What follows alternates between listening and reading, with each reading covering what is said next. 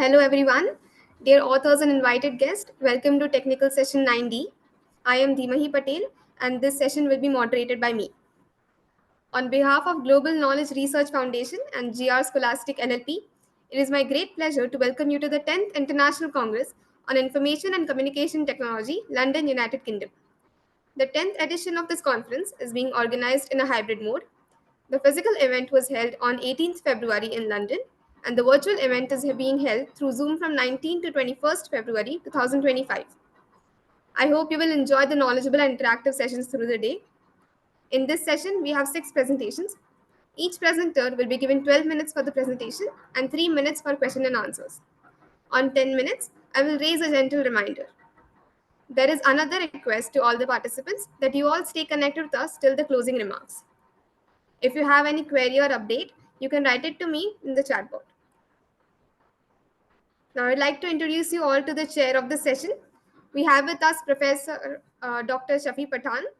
Dr. Pathan is currently working as a professor in Department of Computer Science and Engineering, MIT SOE, MIT ADT University, India. He has an experience of 23 years and has worked as a lecturer and associate professor in Srimati Kashibai Navle College of Engineering, Pune. He is working as a technical director for Machine Math Technologies Pune and handling project management, deployment of project, and resource management. I welcome you, sir, and I request you to share a few words to the presenters today. Thank you, Patel ma'am, for nice introduction.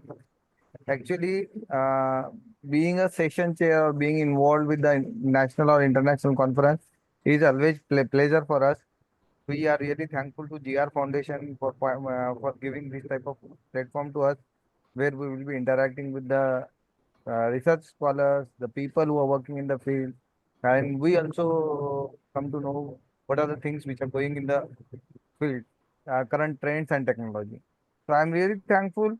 And cybersecurity is evolving domain.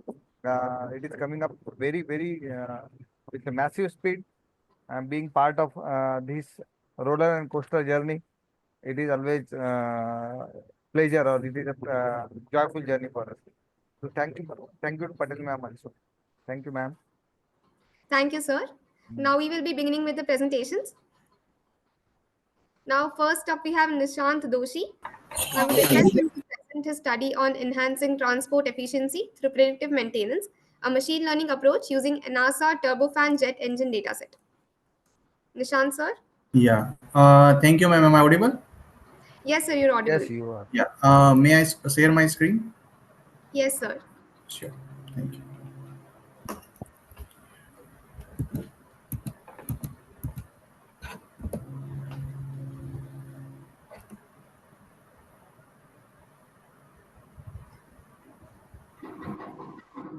Okay. Uh, Please let me know if my PPT is visible first slide. It is Yes, sir, your visible. screen is visible to us. Yeah. Okay. Thank you, everyone. So, good afternoon, everyone. Thanks for this giving us a chance to represent our work. Okay, we with my all the co-authors, we are today presenting an enhanced transport efficiency through the predictive maintenance, and that's we have taken a data set from the NASA turbojet jet engine. So let's start with consider in our human body, the heart is the most vital component. So similarly, in terms of our two-wheelers, four-wheelers, or any other engines, the particular any other vehicles, the engine is the most vital component. So our work is that based on whatever the data that we have, if we can predict what is the remaining useful life. So that is a kind of a well-known concept that people are using. So if we can predict that how much time we have for our engine and what are the components if something going bad and how much, then we can try to do something in an early stage so that our work is going to help in a future mankind, that if something is can be avoided in an early stage, certain accidents, certain other mechanical failures can be also avoided. That's what our task in this particular work. So kind of our work is in terms of we are using a various sensors, whatever the data that is taken in a NASA turbojet jet engine, that is based on the various sensors. That's we are going to use it here. In terms of whatever the fault detections, that if there is certain fault is going on, then what are the predictive maintenance we can try to take it. And also we are trying to work on a real time work so that if at a time our engine is going work, what are the the data will be collected, and we can also try. So the one of our kind of a future work that we can try to convert this work in terms of certain kind of a prototype, and that we can try to install in certain this engine, so that a real time data and accordingly a real time maintenance need to be taken using the machine learning approach, and that will try to help us to maintain our cost effective model.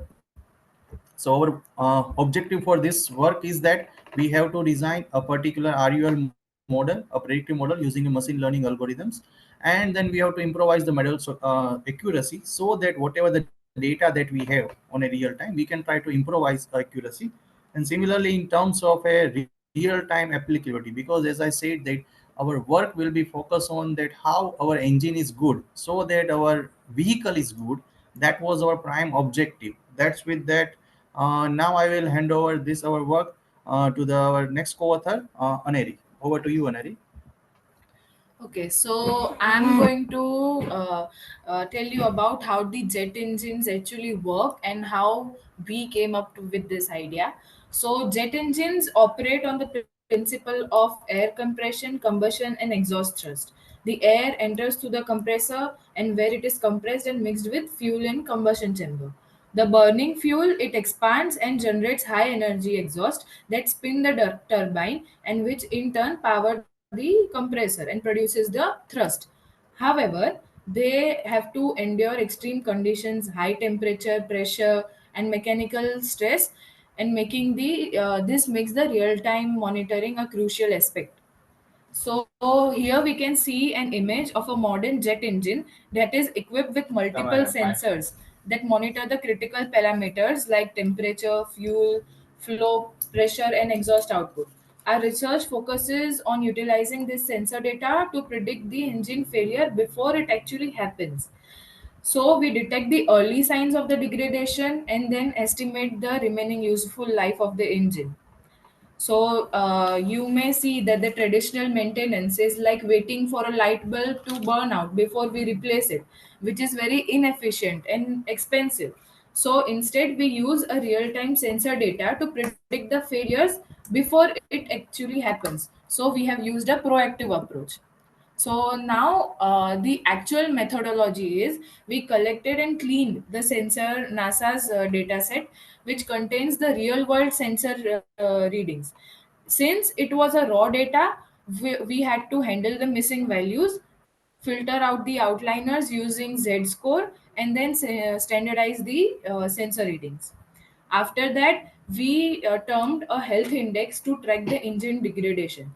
The health index is just a keyword we can use for how much the sensor has deviated from its actual performance.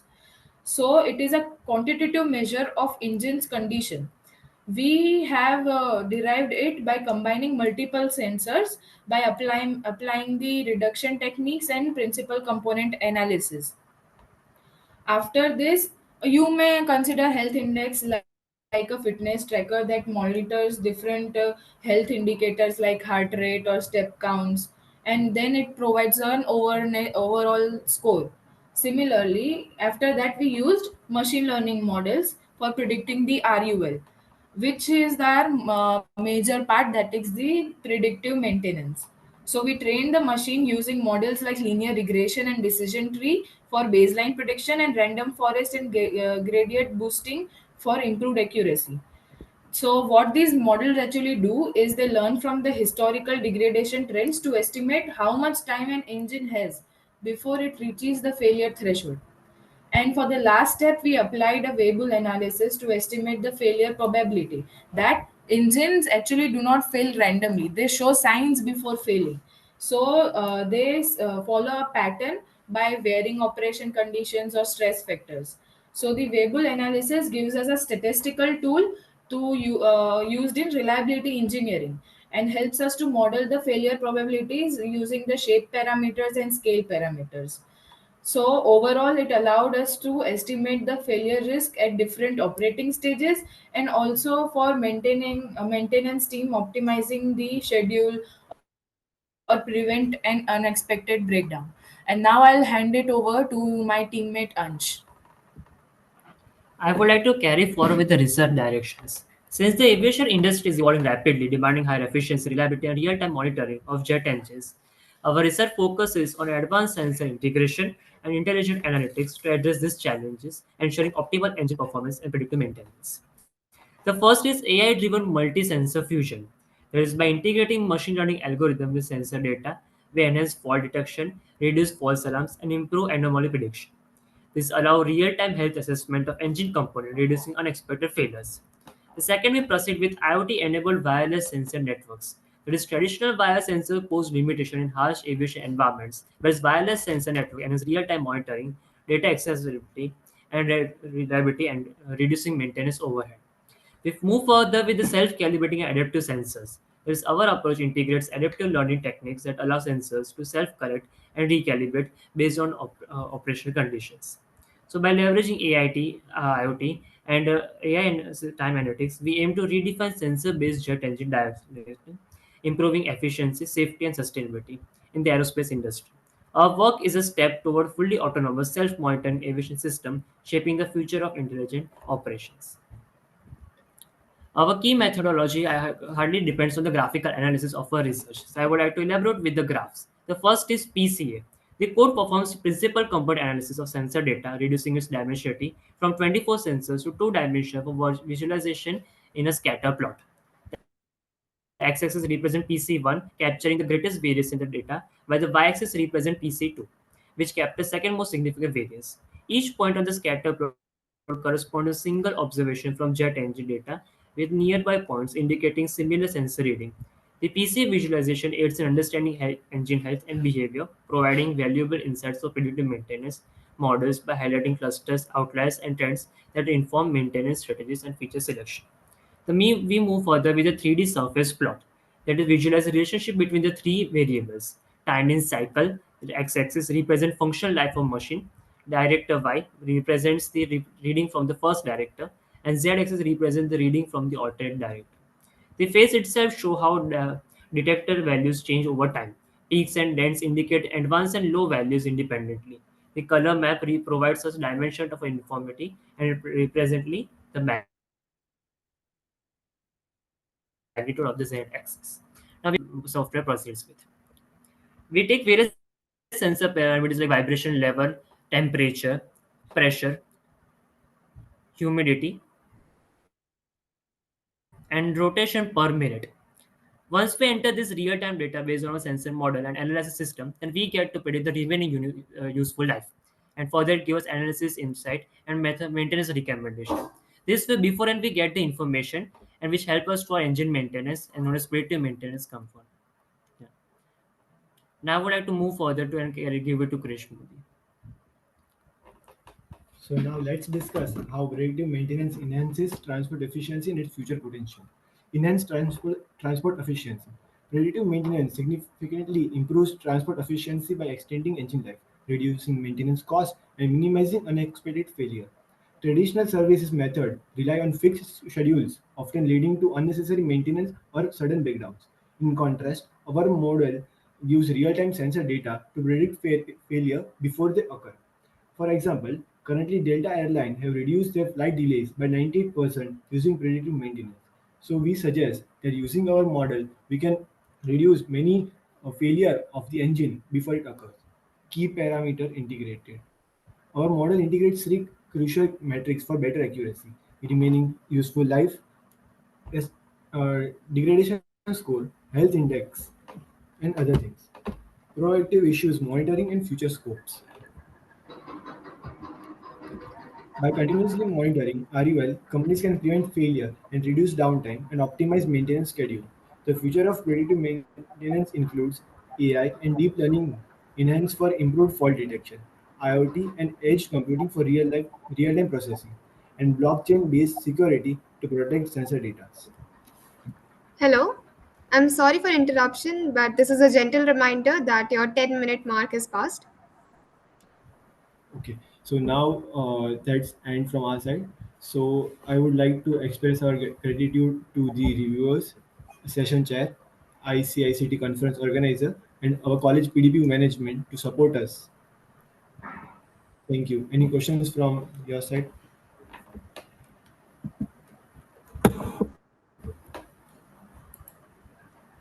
Hi, Nishan. Yes, sir. That's it. You said about transport efficiency, and you are taking data from Yes, NASA, you are saying, isn't it? hmm, yes, So sir. how you're getting that data? That data is really available on the internet, or you have approached to them? No, sir, they are available It is on the available. internet. How many fields are Yes, sir. there? How many fields are there? What is the size of database? 21 sensor data. Please. Sir, actually, this data set is regarding 21 sensor data and sensor parameters like vibration, temperature, fuel efficiency. All these sensor data parameters have been considered, and then it produces a remaining useful life. On that basis, our data set is belong. So is it a single CSV file, or there are multiple files? No, it is multiple file. It is not a CSV file in single, but multiple text files have been generated. Acha. Now, basically, see, if you are taking any machine learning model, it is very much dependent upon data set, how curated that data set is there and how you are providing that data set. That is the reason I am asking. Sir, actually, we have found that the accuracy of data set is very high because it's from a refined NASA turbo set data set. So, when the accuracy was high, so we can rely on the model predictions. Acha. And again, if you see your model, right, the functional component of functional component of the systems are missing there. So, can you put some light on that? What are the functional component of your system? Your So, the architecture, functional your architecture, I am saying. So basically the architecture relies on the 21 sensor data parameters. That is a jet turbo set with various other parameters that includes the remaining useful life. So basically it combines all these data set parameters and give us a proper output prediction. Functional components means functionality of the system. Okay, sir. If we talk about the steps or the code, how the methodology we have been taken for this, then first of all, we took up the data set and maintain all the data cleaning processes, removing normalization, outlier remover. Then further we move, once the data set has been completely refined, then we move with the analogy of data set. There is various parameters have been considered, like health index, degradation score, and other parameters. On that basis, we can easily clarify that how a data set is been good and how reliable it can be. Then further we move Mod- with the machine learning Fine, fine, algorithms. fine. Which models offers good efficiency? We use a random forest model. Acha. But you said multiple models you are using that. No, multiple parameters have been considered for it. That you are using random forest only. Yes, sir. So what is the efficiency? So we have a mean square error of only 2%, and around 97% was the accuracy. Acha. So has it been tested with the earlier model also? Uh, or do you have any benchmark for it? Or are there other earlier papers are there which says about accuracy? Yes, sir. Earlier paper based on many like references we have taken from the many papers that have been reliable show that the data set is accurate. Many research paper belonging from this data set has been considered from this part. Okay, fine. Good presentation, Nisha. Wish you all the best. Thank you, sir. Sir, also, sir, I want to like to add that we found certain improvement in a data set. We are right now finding certain limitations of the data set. So we are planning that we can kind of draft a certain things, and then we can also inform to the NASA that this is what we found. So if they can try to revise if they are taking new data and prepare data set accordingly, so that the accuracy will be again more and more. That's what our planning is. And again, if you can go with the machine learning model like basic or fundamental learning model like CNN, and that will also, or even back Yes. propagation neural network will also work.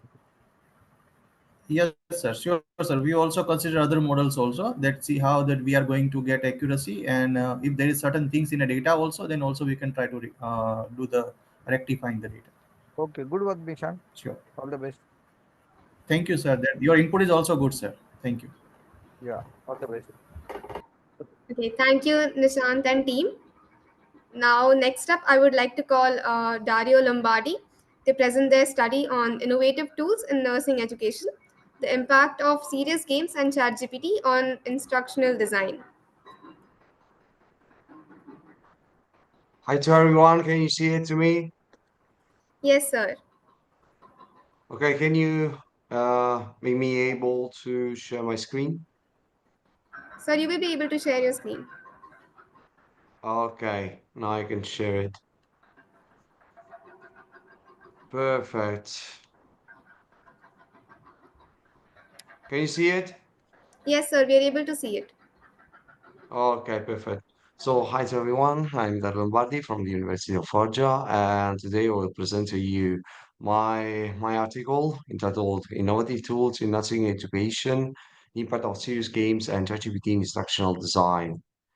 Let's see the abstract. The study explores the role of serious games and ChatGPT in enhancing nursing education through usability, engagement, skill acquisition, and instructional design efficacy.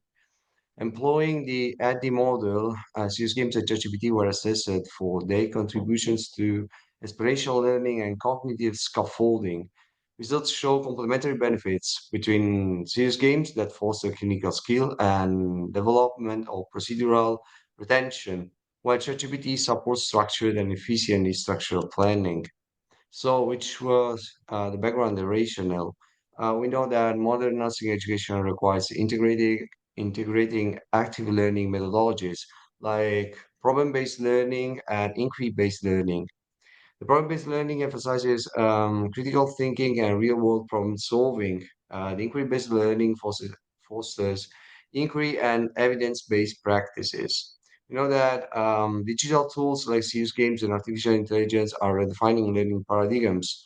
Artificial intelligence is a phenomenon that now it's so pervasive in the ambit of education. In fact, we are talking about in this moment, inside the specific literature, there is the AIED, that is the artificial intelligence in education. Artificial intelligence tools like ChatGPT enhance cognitive scaffolding by streamlining research and instructional design. And this is the framework that I ask it to use to all the students. The ADDI model, that is a framework that generally is used to design educational intervention, and it's an acronym. It stands for analysis, design, development, implementation, evaluation. So, which were the research objectives? Primary objectives: evaluate the usability and learning outcomes of serious games and ChatGPT in nursing education.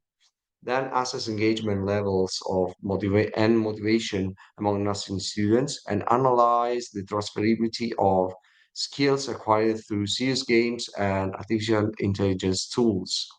So methodological focus was to compare instructional design phases with and without artificial intelligence support and understand the complementary roles of serious games, experiential, and ChatGPT with the cognitive scaffolding. So, which was the methodology? First of all, inside this educational pathway provided for the nursing students, at last year it is provided the fact that they need to become former of other students that are at the first year. So to explain them to how to design a lesson, I yes presented to them the other model that was we talked before about problem-based learning, inquiry-based learning. Then I presented them the other model. That was the model that I presented before. And then I talked to them about the serious games. Then I asked them to develop an education intervention that respected the ADI model and that provided the integration of serious games. Then I submitted to them a questionnaire that was based on the youth to youth that, yes, is a questionnaire that was validated. Then I asked them to yes, use ChatGPT to develop another education intervention, and then submit to them another question, so similar to the first one. So, which were the results? Serious games demonstrated high usability score for interface intuitiveness and ease of navigation, with a 73.70 7% positive responses. ChatGPT was appreciated for this of information. In fact, with he was so appreciated. In fact, he had the 78.9% of positive responses, and it was appreciated for the interaction simplicity. Both tools demonstrate strong usability with ChatGPT excelling in time efficiency and serious games in interface intuitiveness. Then the learning outcomes. Serious games in the opinion of all the students, enhanced practical skills with 78.9% of positive feedback, improved emergency response, in their opinion, with a 73.7% of positive feedback, and retention of clinical procedures. ChatGPT supported time-efficient instructional design and improved quality of instructional plans with 79%, almost 79% of agreement. Then engagement and motivation, serious games in the beginning of students motivated them and guaranteed them to maintain concentration and engagement during the tasks. ChatGPT um, was so appreciated, in fact, from the 85, almost the 85% of the participants would like to continue to use it in the academic tasks. And the participants appreciated ChatGPT's ease of access and relevance in instructional design. So we have the possibility to observe that there is a complementary benefits. In fact, CS games excel in procedural and explorational learning. ChatGPT supports cognitive and metacognitive processes, enhancing task organization and efficiency. Transferability challenges. There are many. Serious games show a moderate skill transfer to clinical practice, and future improvements needed in scenario fidelity to enhance real-world application. So we have the possibility to observe that there is an hybrid potential between these two tools. Combining serious games and artificial intelligence tool can bridge cognitive and experiential learning gaps. So, conclusion and recommendations. There are many key findings. These games are effective for clinical skill development and motivation. ChatGPT is perceived like efficient in instructional design and cognitive scaffolding, and there is a high usability and engagement levels for both tools. There are many recommendations. Integrate serious games and artificial intelligence tools international curricula for hybrid learning models, or enhance serious game scenario realism and contextual fidelity, and provide structured onboarding for artificial intelligence tools to build digital literacy. The future research will provide longitudinal studies on long-term learning outcomes and explore adaptive learning features in serious games and artificial intelligence tools. So, thank you so much for your kind attention. I don't know if there are many questions. If there are some, I will try to answer to you.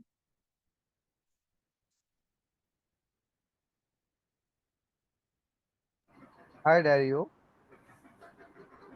Yes. I'm audible to you. Right? Yes, I What? can listen to you.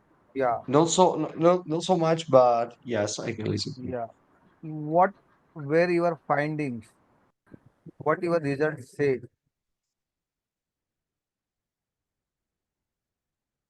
That there is the possibility to provide the fact that inside nursing education, we have the possibility to integrate artificial intelligence tools and the use of serious games to guarantee the acquisition of transversal skills for all the students, and grace mainly to the application of serious games.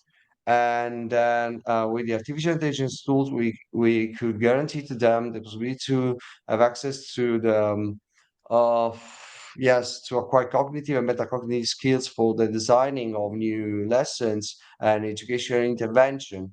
This could guarantee a global approach and yes, could guarantee to all the students and to all the designers of educational intervention to improve their capabilities to guarantee a really good education to all the other students or Yes, these tools could be integrated in the ambit of instructional design. They are demonstrating their efficiency. Yeah. Correct me if I am wrong. The data used for this purpose is of only 19 students. 14 were girls and five were boys or men, isn't it? Yes. Now, if that Oh, is no, the they were, data, if that is yes, the they were data, boys and male, and yes, there were just 19 students. But now I'm applying the same methodology with support teachers in the ambit of education, and the sample provide um, 115 people.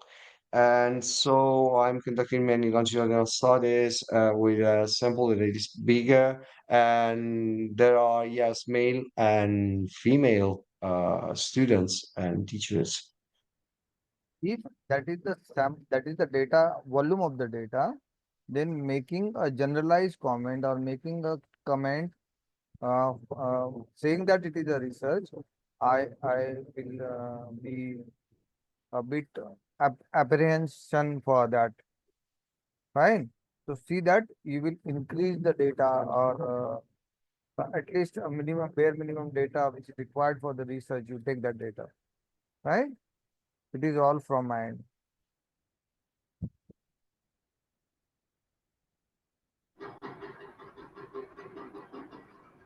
So over to Patel, ma'am. Okay, thank you so much, Dario, for your presentation.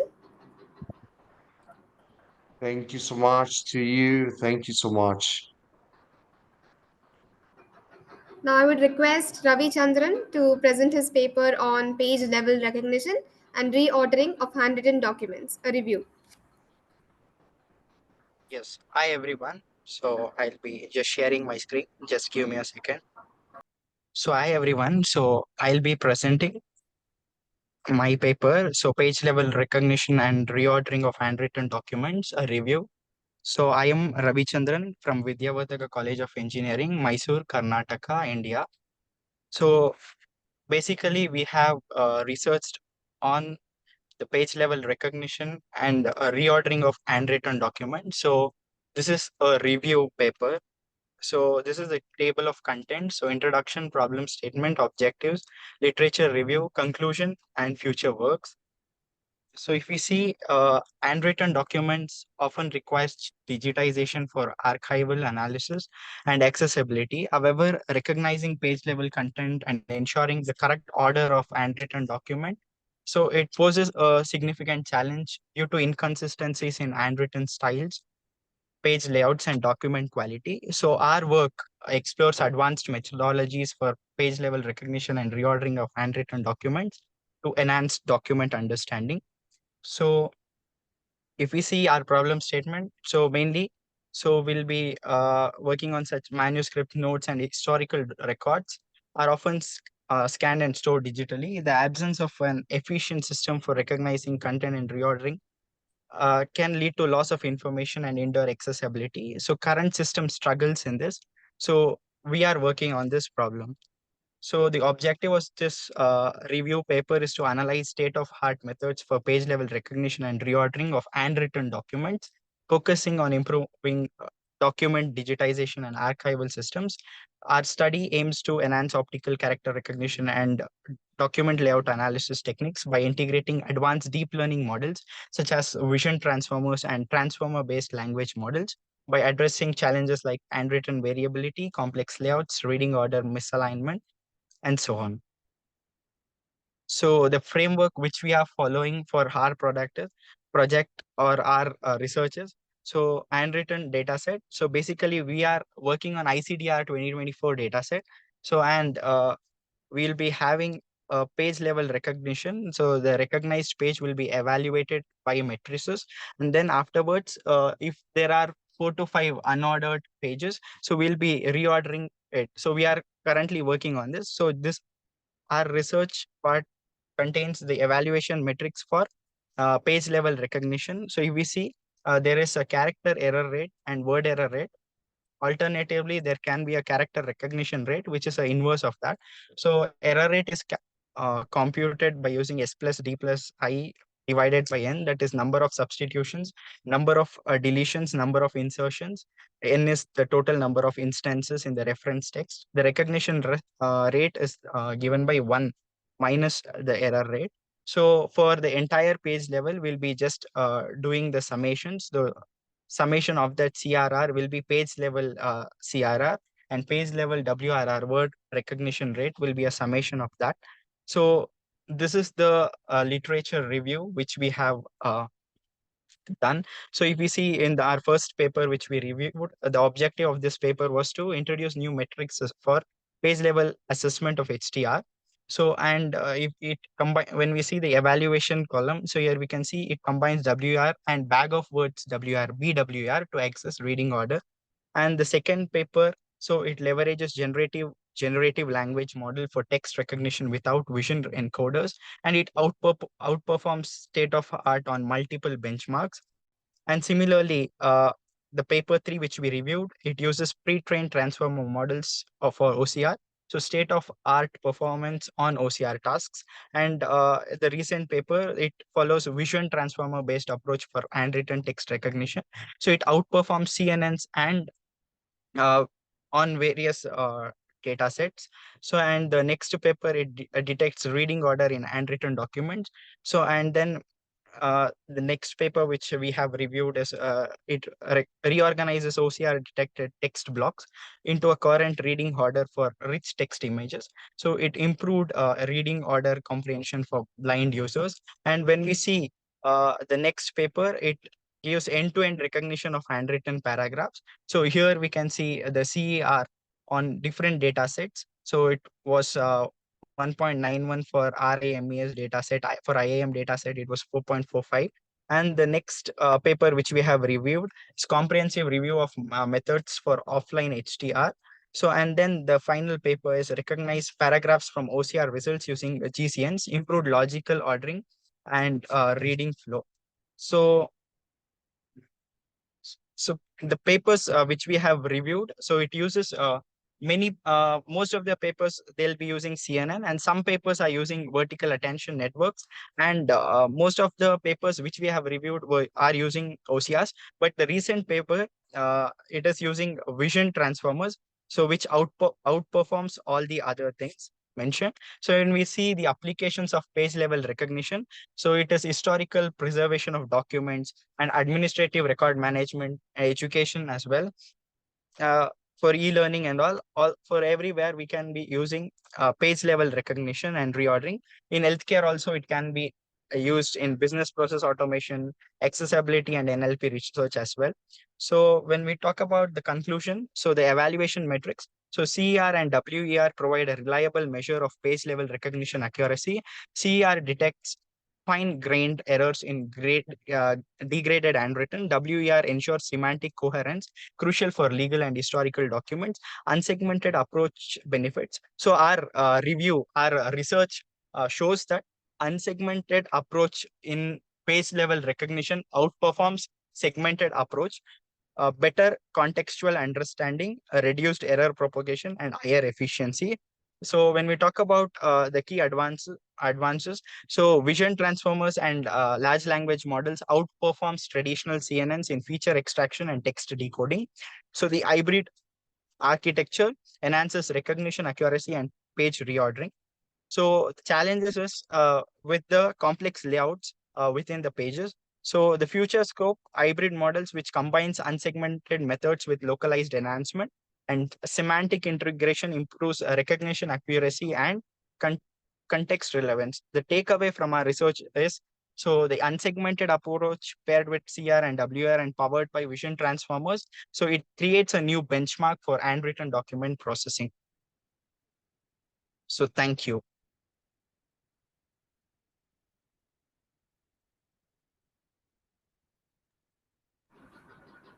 Hello, Ravichandran. Yes, sir. Uh, uh, you are working on a handwritten character recognition, isn't it? Yes, sir. Acha.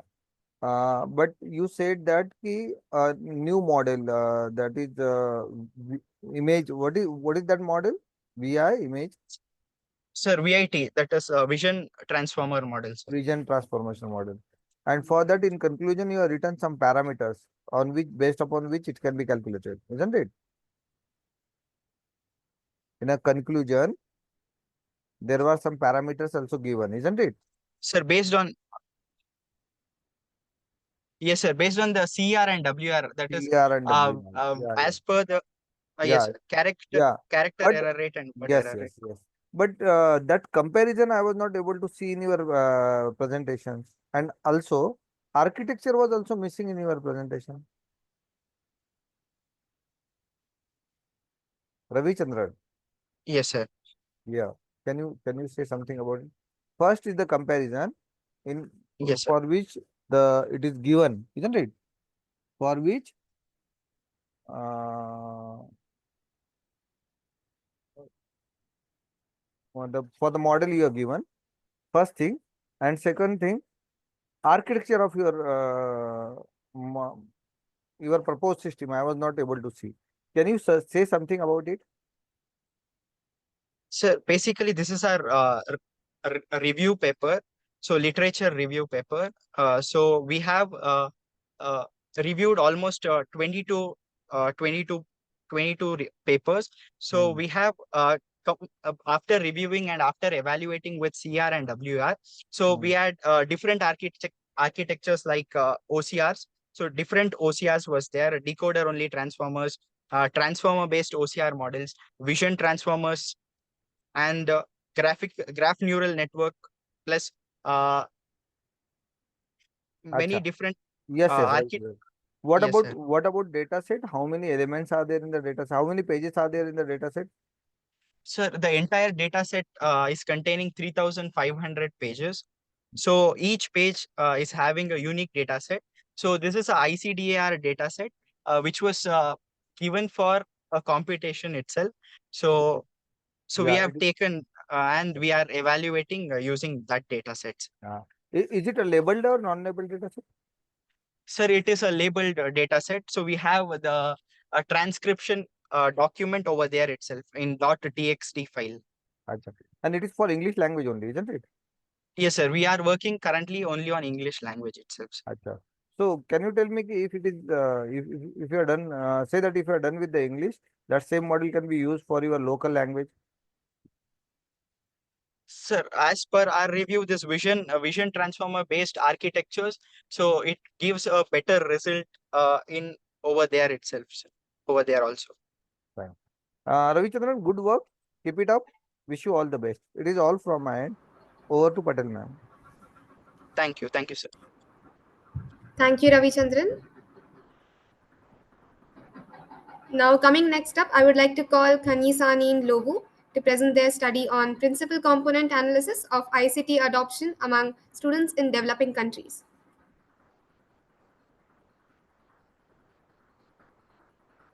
Sir, are you present?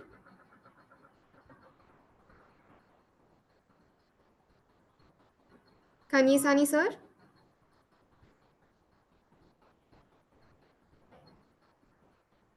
Good evening. I hope I'm audible on that side. Yes, sir, you're audible. Please share your screen and start with your presentation. Is it coming from the side? Yes, sir, your screen is visible. Is it visible? Thank you. I greet you all, the program director, the panel, and the listeners. I greet you all. My name is Kanisani Innocent Do. Excuse me, sir. I'm sorry for interruption, but we cannot hear your voice clearly. You can't?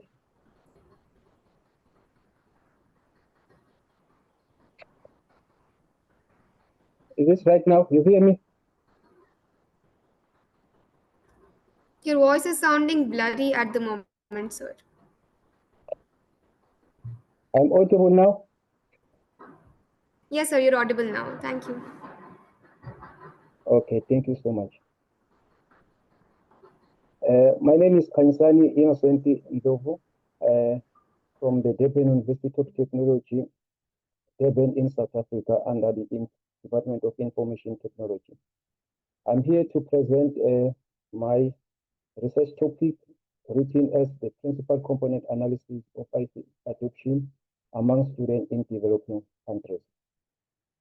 So under the introduction, so the information and communication technology is important in improving the teaching and learning process.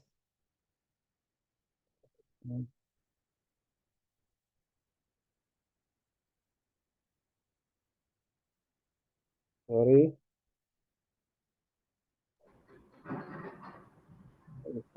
Yes.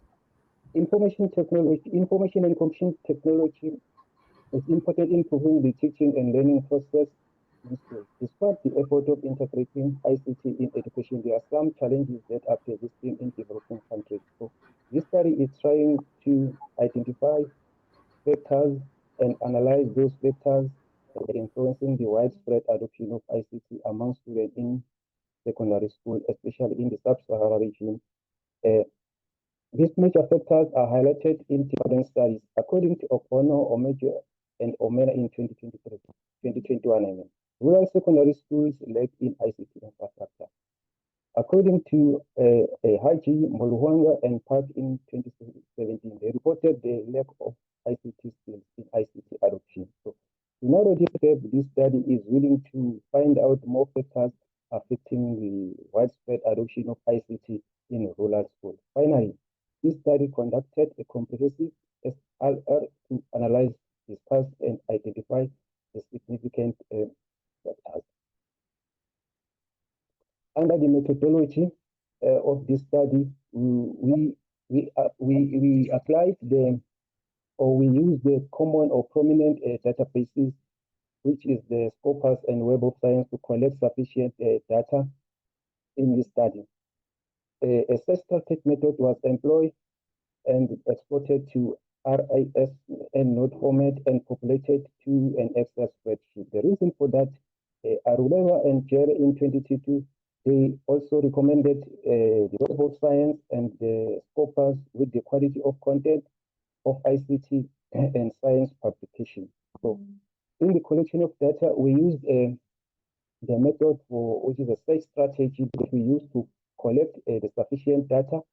We use the Boolean operators for data collection, such as OR and AND, as well as the key terms that we use here in the Scopus. There is such term that we use here, as well as in the Scopus. We use this information to collect the sufficient data to analyze the pressing issues in the developing countries. Furthermore, the initial search display 491 studies from the Scopus, and Web of Science we received 110. And then we do the screening process applied in identifying studies that meet the aim and objective of the study. So then we applied the inclusion and exclusion criteria. Under the inclusion criteria, we included papers written in English published between January 2017 and 2023. Identifying ICT adoption focused on rural areas and secondary schools were also included. Conducted in developing countries or region were also part of this, and contained both abstract and conclusion were also included, with full text available, PDF or URL. All that information or papers were included in the study. So to exclude another information, we applied the exclusion criteria. Papers were not written in English were also omitted, published before 2017 and after 23 were also omitted as well. Not responding ICT adoption and the duplicate information were also insufficient. The full text not available and book section were also eliminated in the study. So after applying this inclusion and exclusion criteria, so we've got 38 factors have been identified from 84 studies. So the results or the principal commodities were used here in this study. So only 38 factors have been identified, as I said before, and then we use PCA, which is the principal component analysis, to create the new variable or to reduce the number of principal component analysis or variables that we have been identified above. So according to Aputi and William, say that the PCA is used to visualize data without any loss of significant data. That's why we apply the PCA here. So PCA was used in the field function of statistic package in RStudio software. The standard deviation known as scaling function played a pivotal or significant role in PCA. So the finding to find the SDV in R, the scale function normally used, the scale data is ready for PCA where extraction of principal component can reveal the most information exists of data variation as reported by Pamela Adeli and Aroba in 2025. So the page shows that how to get the SDV, the standard deviation. Furthermore, we have the principal component here. This is the graph with the significant information related to the study. By looking at this plot of figure 1 plot, we have two dimensions here. We've got dimension 1 represented by 79% and dimension 2 on the top right left corner there we've got 30% and the contribution as well of 77.5%. So based on this plot on the right hand side, as I said, dimension 1 is significant, so dimension 2 is insignificant. According to dimension 1, we've got the over-digitalization of education, cognitive barriers, and health challenges. So by looking at this diagram, it shows that those three factors are significantly or more affecting ICT adoption in the sub-Saharan region continent. Furthermore, in quadrant 1, we've got funding and the time as well. It shows that they are more affecting the ICT adoption in developing countries. Furthermore, I've also discussed this one. Yes, therefore, it is transparent now. Variable position is at 135 degrees, the one that was sitting at the right, on the right dimension there, in dimension 1 are correlated with the low adoption of ICT. As I said before, focus on dimension 1 to solve the pressing issues in the developing countries. These are the loadings that we have identified by using the PCA.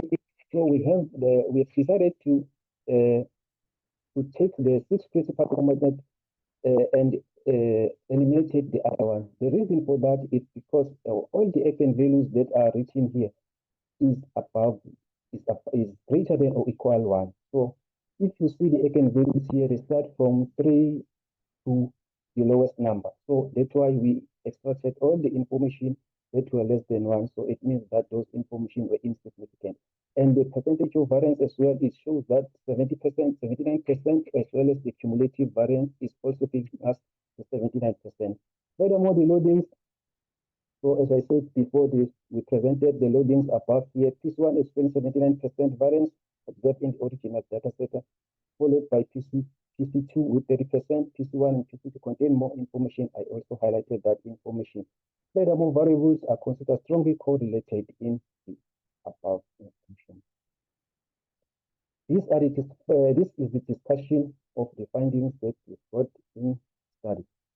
So plenty of teachers or many of teachers, they express their concern in education at modern age. So despite that, school teachers share the dissatisfaction with over-digitalization of education. Over-digitalization is supported by ICT infrastructure. So a cognitive barriers is referred to the factor that affects students' ability to apply knowledge taught by school teachers with the support of available ICT infrastructure. The availability of ICT infrastructure can obstruct students from keeping what is taught by the school teacher. Furthermore, we have health challenges. It's referred as one of the challenging factor according to Lim Long Chong and Islam in 2021. To address these facing issues, the Department of Basic Education must create an outreach program to resolve an existing matter. Furthermore, we have time constraints which affect the effectiveness of ICT in school. According to Buddha in 2020, revealed that the lack of ICT infrastructure in classroom causes the delay of 10 to 15 minutes. We have the funding or the support, not support for ICT school. Based on Gil Torres Rodriguez Torres Coutinho in 2017, highlighted the need for investing in ICT infrastructure. Investing in infrastructure areas could narrow the gap between the developed and non-developing countries. We also have the SMS, which is the shortage of modern software in teaching and learning. So SMS are important crucial factor affecting the use, the adoption, and integration of ICT in classroom. According to Shala and Traceability in 2020, revealed that SMS contribute to the lack of ICT adoption in teaching and learning settings. So to rectify the pressing issues, these are the most important variables need to be considered, which is the over-digitalization of technology, cognitive barriers, health challenges, time constraint, funding, shortage of modern software. So in conclusion, this study collected sufficient data from the dataset from extent published from 2017 to 2023. So the principal component applied to reduce the number of variables into 6, also discussed above. The findings of the study are over-digitalization of the technology, cognitive barriers, health challenges, time, funding, and shortage of modern software. So these findings draw the special attention to policymakers and educators to come up with the solution or to solve or to improve the existing challenge. This study provides a plan or a roadmap for future studies to narrow the digital gap in developing countries. This is the end of the presentation. Thank you. So if there's anyone willing to ask something, so you can ask. The floor is yours. Hi, Thank you. Hansiani. Hello, Doc. Yeah, you are able to hear me? Yes, you are Acha. audible. Good work, good study, right? Yeah, you compared your results with the existing models. Come up and talk. Have you compared? Have you compared your results with the state of art or with the literature survey models? Yes, Doc. We did the comparison with the existing model. So this is the paper that we are running right now, but the comparison has been done with other existing models to find out which one is more affecting the ICT adoption in developing Acha. countries. So we have done that. Actually, I was expecting a parametric comparison based upon certain parameters if comparison is done. If not, then it is okay. Good work you have done. Wish you all the best. Over to Patel ma'am. So thank you, Doc.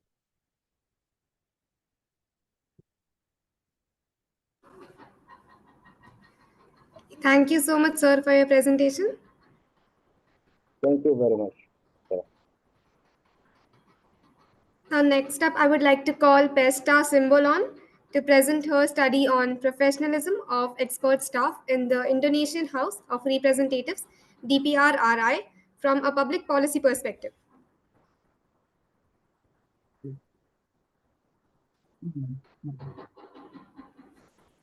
Thank you, Miss Dimahi Patel Thank and you, ma'am. Mr. Dr. Moh Safi Hasan. Good morning. Yes, ma'am. Good Good morning. morning, everyone in London time. Good afternoon in my time, Jakarta, Indonesia. Distinguished guests, esteemed colleagues, and fellow research. It is an honor to present the finding of our study on the professionalism of expert staff in the House of Representatives of the Republic of Indonesia, DPRRI, and their role in supporting parliamentary function.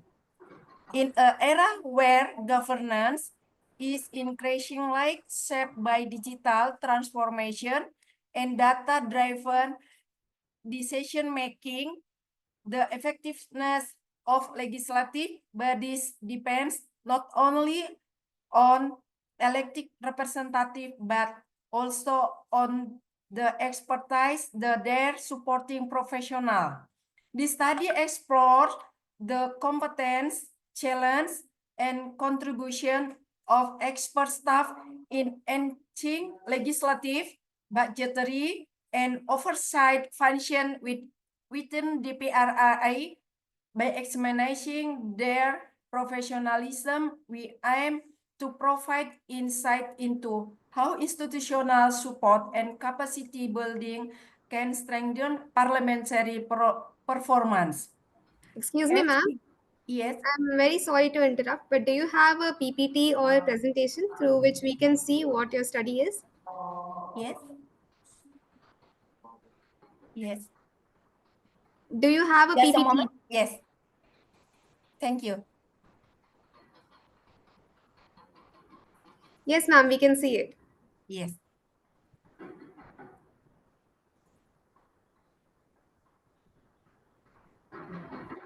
Professionalism of expert staff in the Indonesia House of Representatives (DPR-RI) from a public policy perspective. Introduction. The DPR-RI plays a key role in legislation, budgeting, and controlling.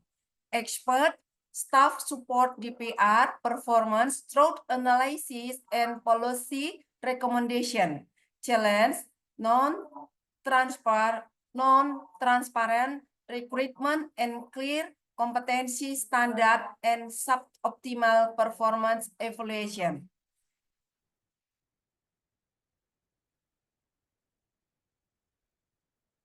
Research objective, identify key factors affecting the professionalism of expert staff in the DPRRA, analyze the impact of this factor on the effectiveness of DPRRI operation, provide strategic recommendation to improve expert staff performance.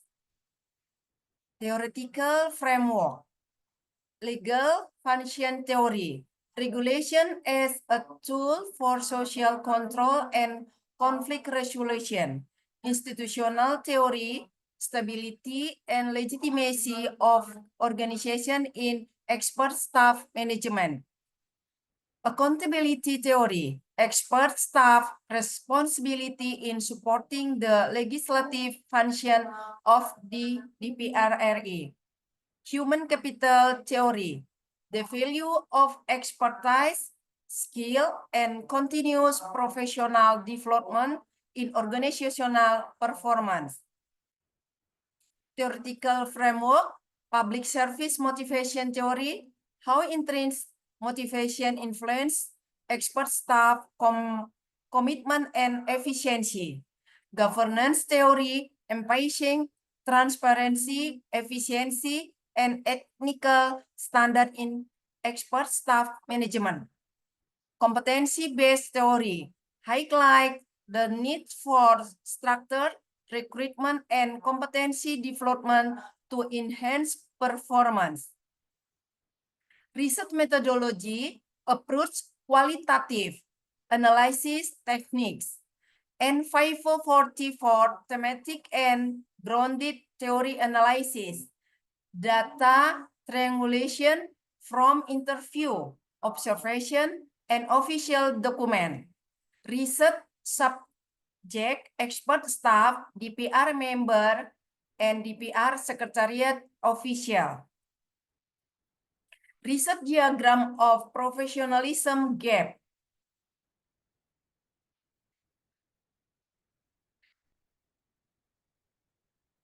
Performance and evaluation,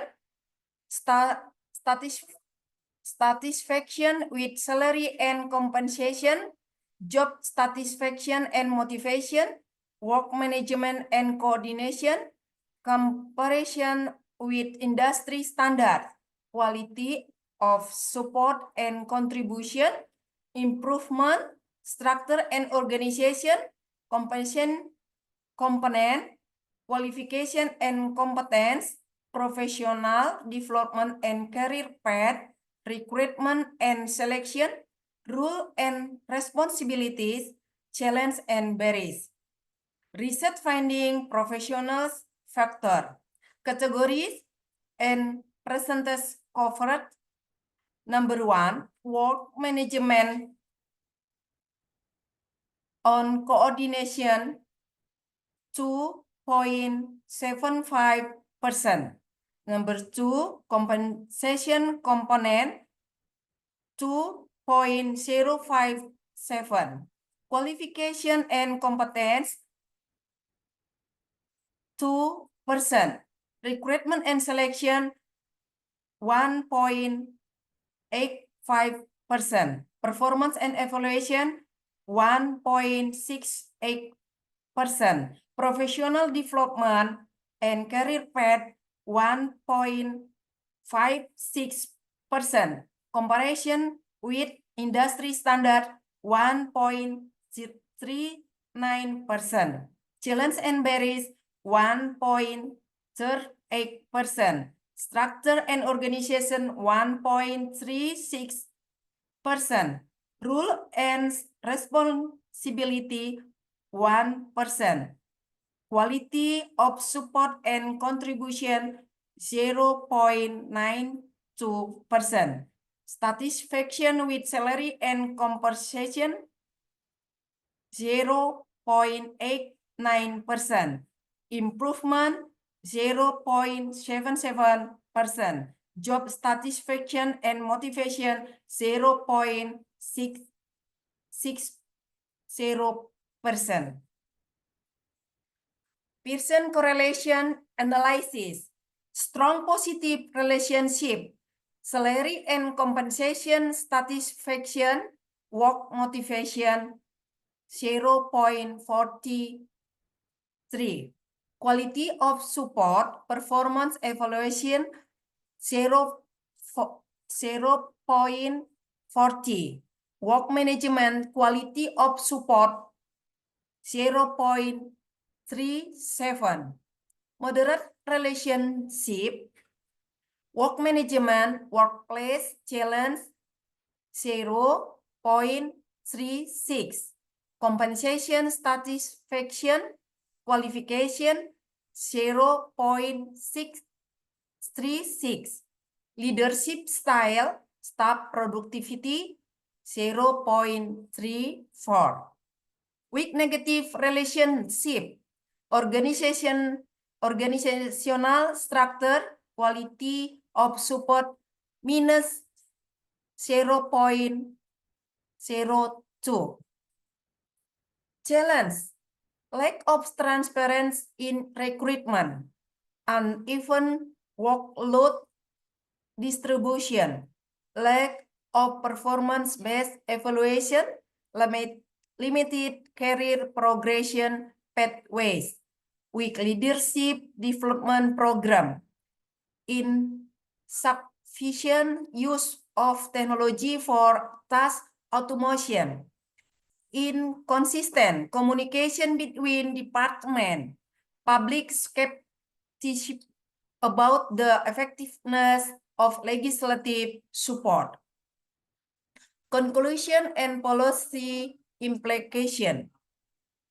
Expert staff professionalism in influence by work coordination, compensation, competence, performance and evaluation, leadership, and digital adoption.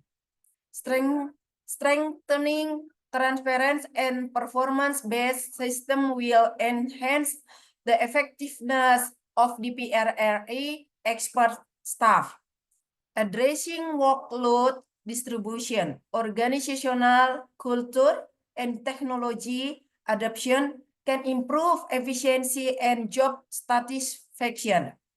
The DPRRE should adopt best practice from other industry to improve operational efficiency, enhancing public engagement and interdepartmental collaboration will strengthen legislative support.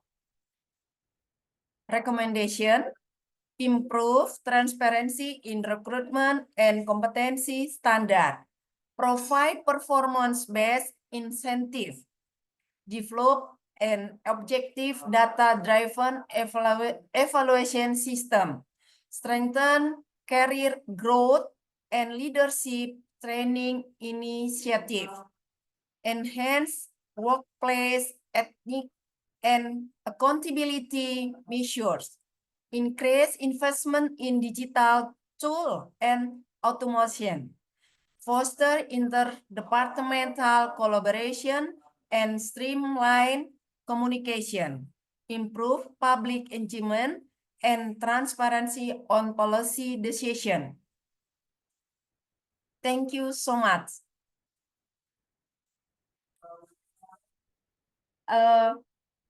Thank you to my promoter, Mr. Prof. Himsar Silaban, and co-promoter, Dr. Harry, who has been pleased to attend. Thank you so much. Hello, Priesta. Are you able to hear me? Yes. A nice presentation given by you. Fine. Yes. Mr. Dr. Mohab Safi Patsan. Yes, ma'am. Whatever data you have used, that is your own data, or you have taken that data from somewhere else?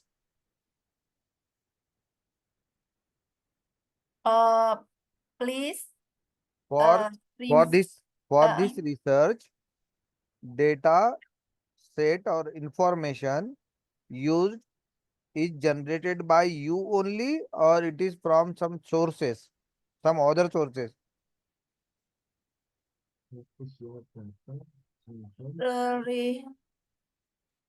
I'm sorry, sir. Because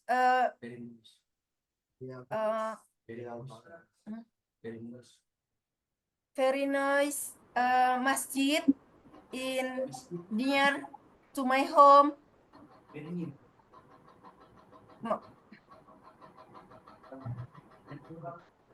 Please, I'm sorry.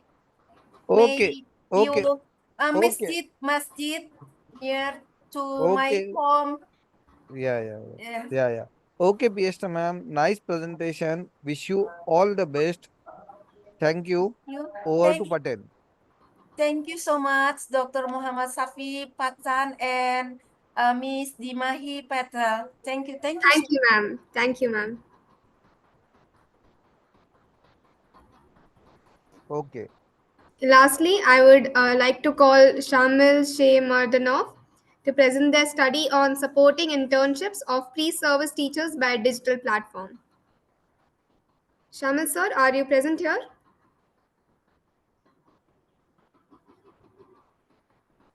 I repeat, Shamil sir or any of the co-authors of the paper, are they present here?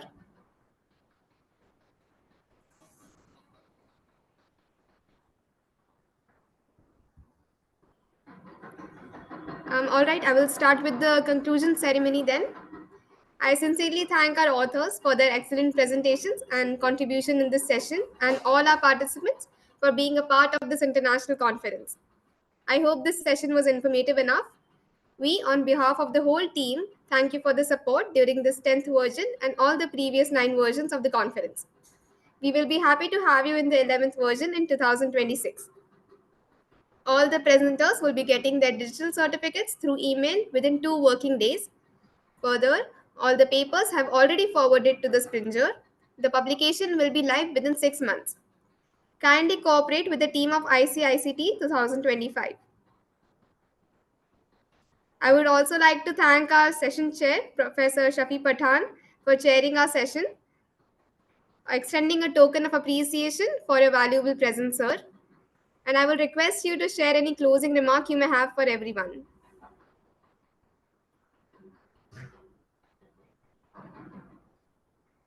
Sir, your mic is muted, sir. Yeah.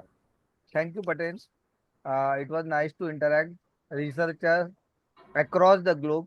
Uh, we understood many things which is happening from Indonesia to England.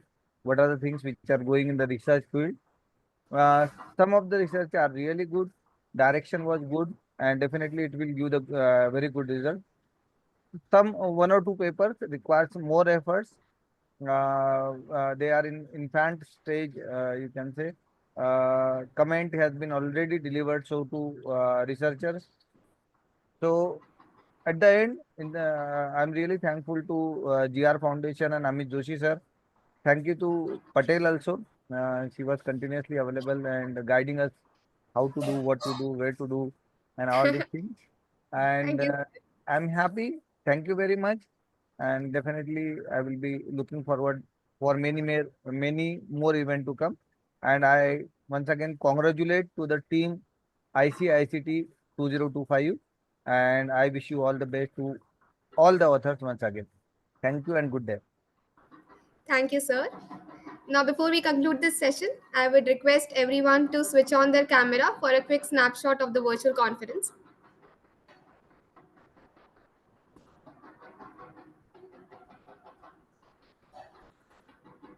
I repeat, everyone, please turn on your cameras for a quick moment.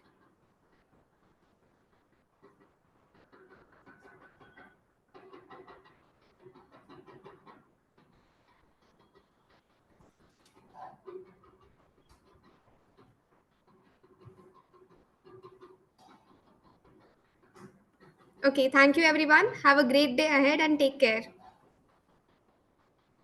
Thank you. Thank you and bye.